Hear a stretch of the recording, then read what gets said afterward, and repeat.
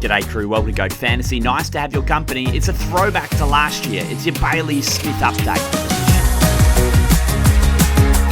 The Goat Fantasy podcast brought to you by checkmyrate.au. Visit the website, it's free to use. Take control of your financial future. Follow Check My Rates on Instagram. Brandon and the team presenting you all sorts of content to keep you up to date with what's going on in the financial world, in particular with your home loan rate. With so much happening, he is the man to trust. Just mention Goat Fantasy podcast and no doubt the team will get you a better home loan rate. Okay, so Drew Jones, your host, Goat Fantasy podcast, and a more traditional episode today because there's a little bit of news floating around, and I wanted to just touch on a few different things because Bailey Smith in particular has raised a few eyebrows. So Monday training, the vision was courtesy of Channel 9, and their story was he comes out in the non-contact hat, shoulders strapped, and then after only a short period of time, leaves the track not to return. And so there was this sort of storyline, headline brewing that he was in some sort of doubt to play on Saturday. It's Wednesday at the moment. I spoke to the club yesterday, and they assured me that there was nothing in it. Nothing to see here, Bailey's fine. And that the vision had been extrapolated and that Bailey was always likely to have a very light session because it was Monday. We know Monday more of a flush run, certainly not a main session, particularly ahead of a game on Saturday.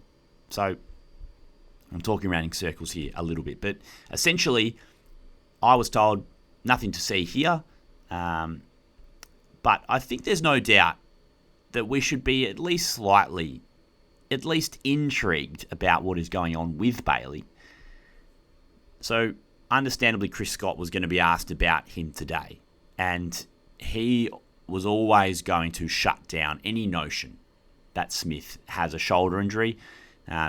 His sort of response I put on Twitter, and he joked a little bit afterwards that perhaps Smith was trying to imitate Chris Judd's double-strapped shoulders, and he was going for a certain look. I think even Chris knows he was being a little tongue-in-cheek there, and we shouldn't take that too seriously. I think ultimately there's a possibility that Bailey is carrying a small niggle, but I don't think it's anything that's going to stop him from playing, and I don't think it's anything we should be too concerned about.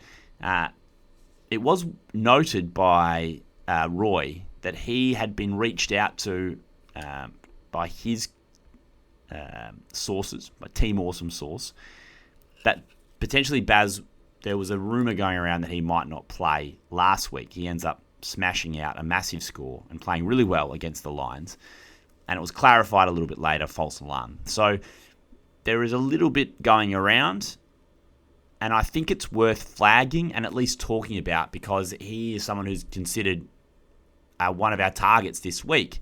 His score hasn't totally got away from us because he had a quiet one against North Melbourne. His price hasn't got away from us just because of that low score. And it feels like now as we enter the buys, you could get your rookies off field, but maybe it's better to be getting rid of maybe an underperforming mid-pricer or an underperforming premium to try and get a few of these top scorers into your side if you don't have a Bailey Smith. It might be Brodie Grundy you're chasing, it might be Archie Roberts. But Bailey Smith is on the shopping list this week, and now he's back in the headlines about his body. So it's something we need to follow.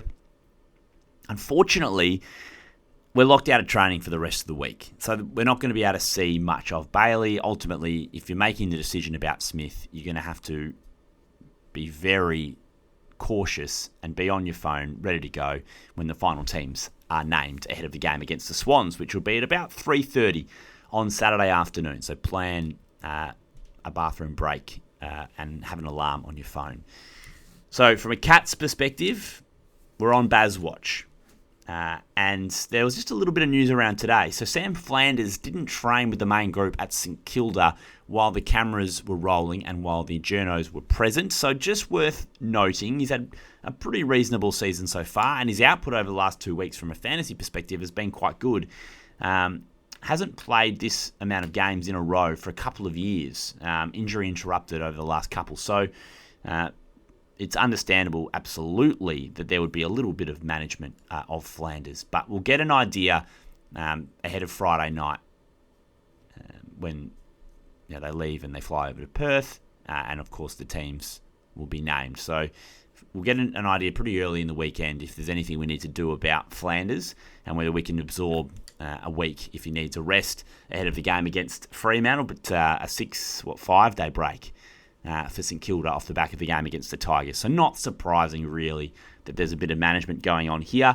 Callum Wilkie, again, training with the fluoro hat on, non-contact. So there's a little bit of buzz around that maybe he does have a bit of a back injury and he's playing through the pain. If that scares you off at all, in particular in Supercoach, he is pretty well priced. If that scares you off, it's worth noting that there is a rumour that he is carrying something. And just the wording around his scan, I thought, was significant at the time.